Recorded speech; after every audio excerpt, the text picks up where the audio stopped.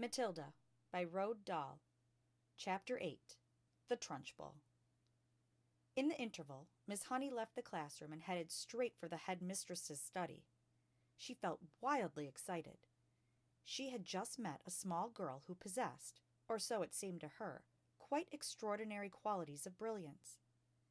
There had not been time yet to find out exactly how brilliant the child was, but Miss Honey had learned enough to realize that something had to be done about it as soon as possible. It would be ridiculous to leave a child like that stuck in the bottom form. Normally, Miss Honey was terrified of the headmistress and kept well away from her, but at this moment she felt ready to take on anybody. She knocked on the door of the dreaded private study. "Enter!" boomed the deep and dangerous voice of Miss Trunchbull. Miss Honey went in. Now, most head teachers are chosen because they possess a number of fine qualities. They understand children, and they have the children's best interests at heart. They are sympathetic, they are fair, and they are deeply interested in education. Miss Trunchbull possessed none of these qualities, and how she ever got her present job was a mystery. She was above all a most formidable female. She had once been a famous athlete, and even now the muscles were still clearly in evidence. You could see them in the bull neck, in the big shoulders, in the thick arms, in the sinewy wrists, and in the powerful legs.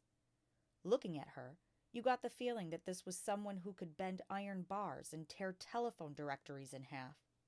Her face, I'm afraid, was neither a thing of beauty nor a joy forever. She had an obstinate chin, a cruel mouth, and small, arrogant eyes. And as for her clothes, they were, to say the least, extremely odd. She always had on a brown cotton smock which was pinched in around the waist with a wide leather belt. The belt was fastened in front with an enormous silver buckle. The massive thighs which emerged from out of the smock were encased in a pair of extraordinary breeches, bottle green in color, and made of coarse twill. These breeches reached to just below the knees, and from there on down she sported green stockings with turn-up tops, which displayed her calf muscles to perfection. On her feet she wore flat-heeled brown brogues with leather flaps. She looked, in short, more like a rather eccentric and bloodthirsty follower of the staghounds than the headmistress of a nice school for children. When Miss Honey entered the study, Miss Trunchbull was standing beside her huge desk with a look of scowling impatience on her face. "Yes, Miss Honey," she said. "What is it you want? You're looking very flushed and flustered this morning. What's the matter with you? Have those little stinkers been flicking spitballs at you?" "No, headmistress, nothing like that." "Well, what is it then? Get on with it." "I'm a busy woman." As she spoke, she reached out and poured herself a glass of water from a jug that was always on her desk. "There is a little girl in my class called Matilda Wormwood," Miss Honey began. "That's the daughter of the man who owns Wormwood Motors in the village," Miss Trunchbull barked. She hardly ever spoke in a normal voice. She either barked or shouted. "An excellent person, Wormwood," she went on. "I was in there only yesterday. He sold me a car. Almost new. Only done 10,000 miles. Previous owner was an old lady who took it out once a year at the most. A terrific bargain. Yes, I liked Wormwood. A real pillar of our society. He told me the daughter was a bad lot, though. He said to watch her.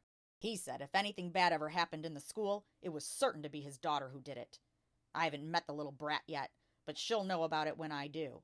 Her father said she's a real wart." "Oh, no, headmistress, that can't be right," Miss Honey cried. "Oh, yes, Miss Honey, it darn well is right. In fact, now that I come to think of it, I'll bet it was she who put that stink bomb under my desk here first thing this morning. The place stank like a sewer. Of course it was her. I shall have her for that. You see if I don't. What's she look like? Nasty little worm, I'll be bound. I have discovered, Miss Honey, during my long career as a teacher, that a bad girl is a far more dangerous creature than a bad boy. What's more, they're much harder to squash. Squashing a bad girl is like trying to squash a blue bottle. You bang down on it and the darn thing isn't there. Nasty, dirty things little girls are.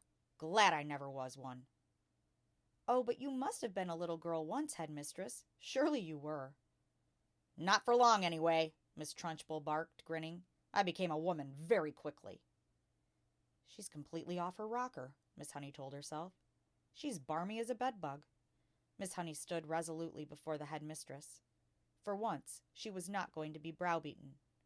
"I must tell you, headmistress," she said, "that you are completely mistaken about Matilda putting a stink bomb under your desk." "I am never mistaken, Miss Honey." "But, headmistress, the child only arrived in school this morning and came straight to the classroom." "Don't argue with me, for heaven's sake, woman. This little brute Matilda, or whatever her name is, has stink-bombed my study. There's no doubt about it. Thank you for suggesting it."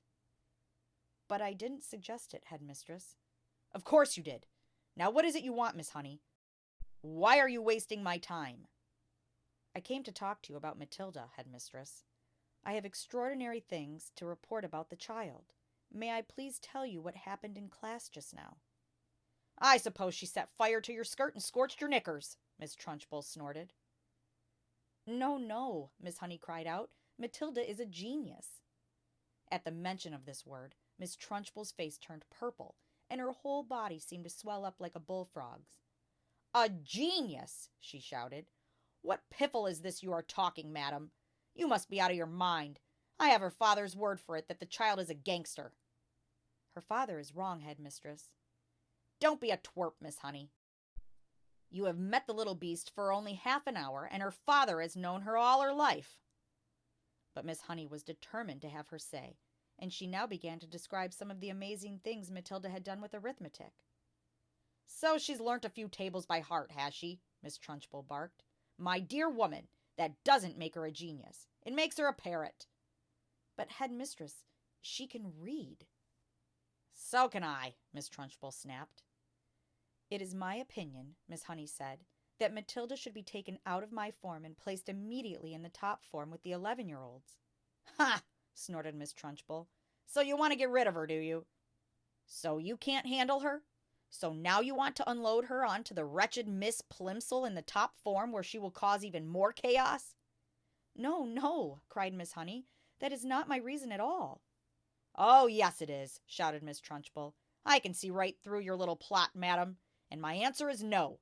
Matilda stays where she is, and it is up to you to see that she behaves herself." "But, headmistress, please—" "Not another word," shouted Miss Trunchbull. "And in any case, I have a rule in this school that all children remain in their own age groups regardless of ability. Great Scott! I'm not having a little 5-year-old brigand sitting with the senior girls and boys in the top form. Who ever heard of such a thing?" Miss Honey stood there helpless before this great red-necked giant. There was a lot more she would like to have said, but she knew it was useless. She said softly, "Very well, then. It's up to you, headmistress." "You're darn right it's up to me," Miss Trunchbull bellowed. "And don't forget, madam, that we are dealing here with a little viper who put a stink bomb under my desk." "She did not do that, headmistress." "Of course she did," Miss Trunchbull boomed. "And I'll tell you what. I wish to heavens I was still allowed to use the birchen belt as I did in the good old days. I'd have roasted Matilda's bottom for her so she couldn't sit down for a month." Miss Honey turned and walked out of the study, feeling depressed, but by no means defeated. "I am going to do something about this child," she told herself. "I don't know what it will be, but I shall find a way to help her in the end."